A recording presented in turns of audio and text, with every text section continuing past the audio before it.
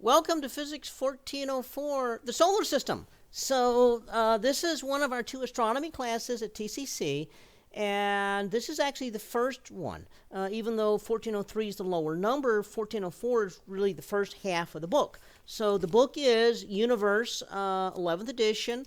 And so there's different versions of ways of getting this. You can get it like first half, second half. You can get it soft covered. You can get it electronically. I don't really care how you get it. The other thing we'll be using in the lab is the night sky planisphere. I call it a star wheel because it looks like a wheel and has stars on it. But a technical term is a planisphere. And so we'll be using that in some of the lab activities. And so go ahead and get that one as well. But you'll also need a calculator. Okay, it doesn't have to be a super fancy calculator, just one that has the right buttons on it. You got to raise things to an exponent. You've got to be able to take the square root and cube root and things of that sort. So calculator. Okay, you're also going to need a protractor and a ruler. And so, again, they're cheap. You can get these things in like Dollar General. You can order them online. They magically appear in the mailbox. I mean, they're cheap. Okay, so these are basic supplies you're going to be needing here. And so go ahead and start securing them. I've uploaded a copy of the syllabus to Blackboard. I've also emailed a copy to everybody, so you should have that. It has the dates on here that we're going to be doing various things, test dates, paper dates, and so forth. Let me quickly go over some of the material. I don't normally, start off with just covering the rules and regulations of the syllabus, but, for online format, maybe it's a little helpful. The basic idea of the course is we're going to have lectures posted online. So kind of like this, I'll be posting the lectures with a link. And so what you'll be doing is watching them when you have time. There's not going to be a live class time necessarily because some people are going to be available morning, some afternoon, some evening. Nobody's going to be scheduled at all at the same time. So we need to figure out, when's the best time. Can't do that because everybody can be different. So what I will do is I'll have a weekly, like 1 or 2 question and answer sessions that I'll be live here online, so you can log in and ask questions. A lot of students find that very, very helpful when it comes to labs, being able to log in and talk to me and say, I don't understand how to do this. And I can let me show you how to actually use this. Oh, okay. I don't understand what equation to use. Let's go over that and how to enter it in the calculator. Oh, I got it now. Okay, so sometimes the problems you have are very minor problems that just need a different way of explaining it. And so the question and answer sessions give you a chance to do that. I will record those, so if you can't actually make them, you can still find a way of watching it and so forth. I have other ways of getting hold of me as well. The basic policies here of the class, I got the lectures. Watch them. Don't wait to the last minute before the test to start watching them. Start watching them right away and take notes off of them as if you're actually in class taking notes. You can rewind and watch over them again if you didn't quite get something I said. So that's something. There will be tests. The tests will be on Blackboard. I will be posting the tests when we get around to that time. I've already posted exams I've given in previous semesters. I'm not going to ask the same questions. I'm not going to ask it in the same way necessarily, but if you have the same professor covering the same material, you're going to have the same type of subject matter asked, same kinds of questions, not the same questions, but over the same general major topics. So a study guide that students will often do is after we cover something on the lectures, they'll go back, after watching 2 or 3 of the lectures, they'll go back and say, oh, wait, can I look at the old tests and actually answer any of the questions that are there? If so, that means I've learned something. If I see a question, say, oh, I remember we said something about that, go back and look at that more. I'm not going to ask the same question. So a very poor study strategy is to memorize questions and answers. Because that's not going to get you anywhere if I don't ask the same questions. What you want to do is understand.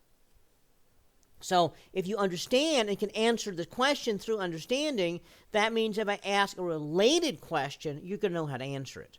So that's what you want to be going for in that. There are going to be 3 tests and a final. Final is going to count double. So 3 tests and a final, that's going to be 5 grades right there. Okay, each of them 100 points maximum.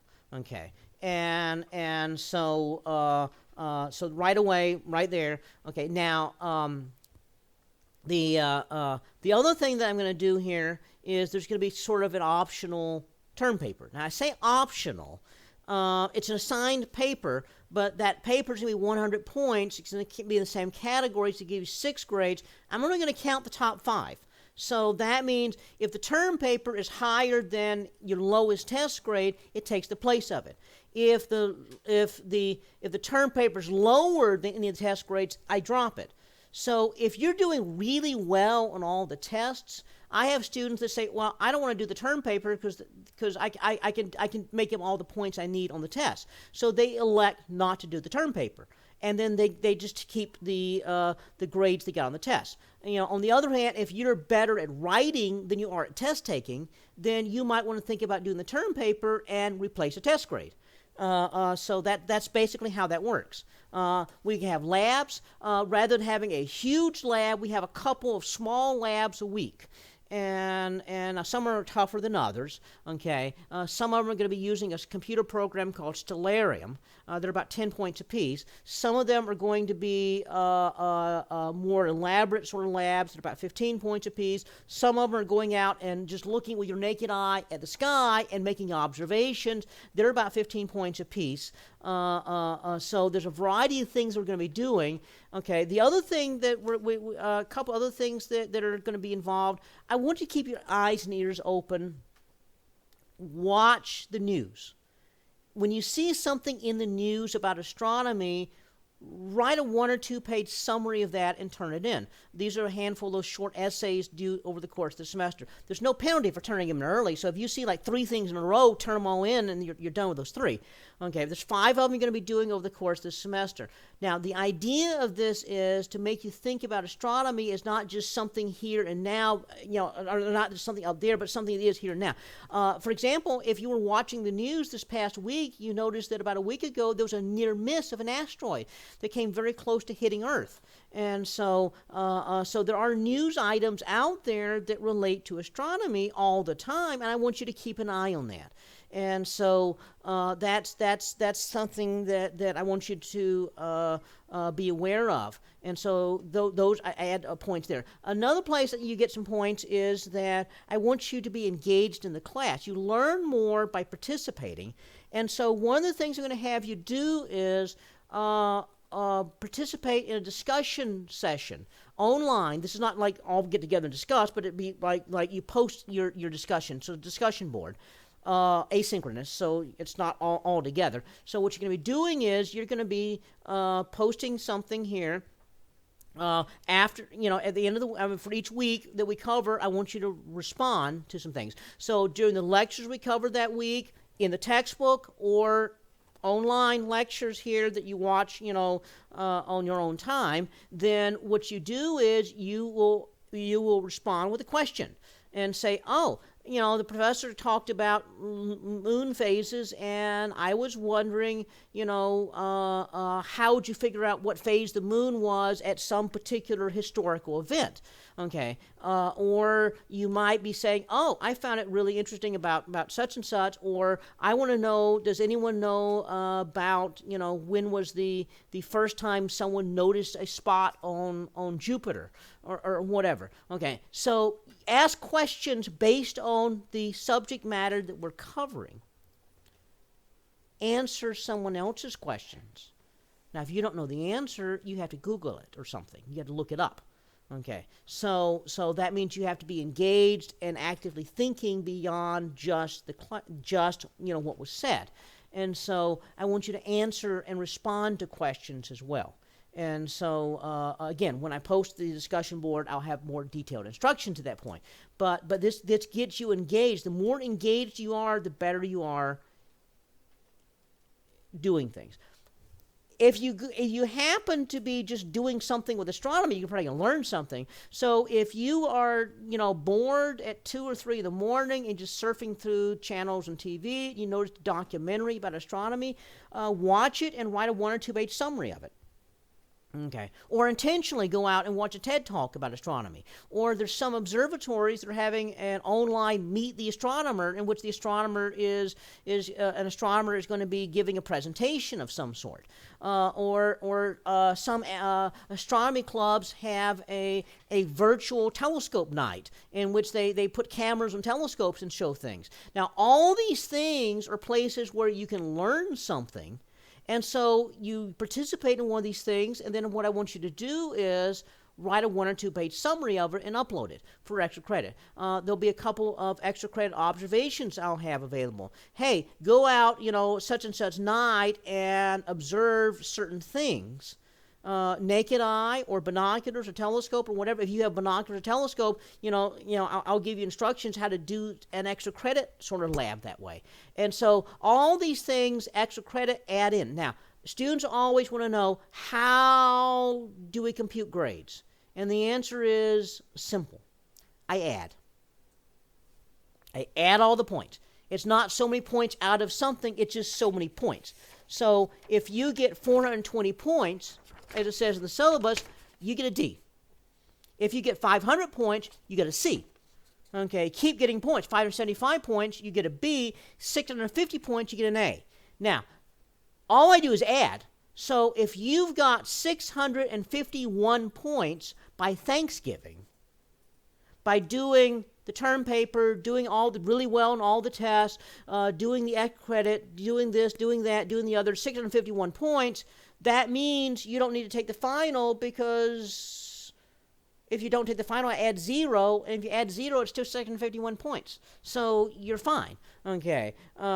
If all you want to see and you get 500 points, you can just quit. Now that'd be silly, because I don't take anything away. So even if you don't study and still take tests, and you do terrible on them, all I do is add. So it would add more points, and so you might actually get a B without even studying, and so all I do is add. Okay, so that's the only thing that really matters. The only time that's not the case would be for 1 or 2 early college, high school students that might be taking the class, in which they want me to report a percentage. So for y'all, just keep adding points, and the percentage gets bigger.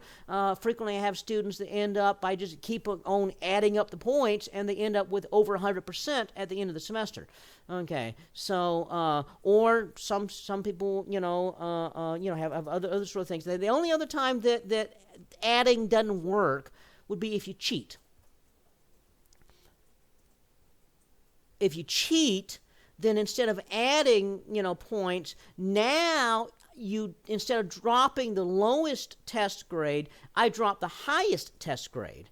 And then whatever grade you get in the class, you drop by 1 letter grade, and you get reported for academic dishonesty. Now, if you do a terrible job on a term paper or test, it doesn't add very much, but it just doesn't add much. It doesn't subtract.